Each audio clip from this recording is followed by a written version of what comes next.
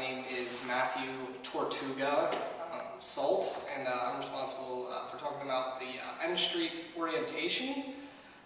N Street was started by Luther Place Memorial Church, which is where we're staying.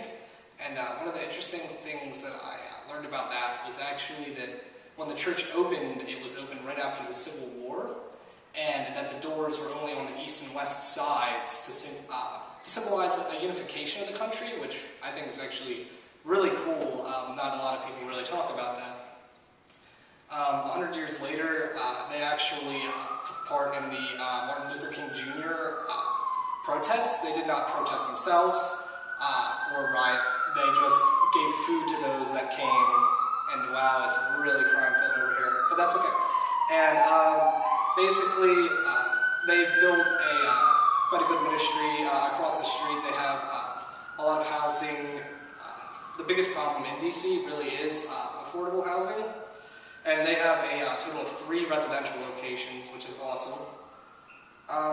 One of the biggest factors that actually stuck out to me is, I have a quote. It says, the average one-person housing in DC is $19,200 annually, while minimum wage would total $17,160, which is crazy that they think people can actually live off something like that. And it really struck me, because how can people even survive? You know, like, why would you even set a minimum wage where people can't live? It really makes me wonder. And then we learned about the top 5 reasons for homelessness. As I said, number 1 is lack of affordable housing. 2 is lack of living wage jobs.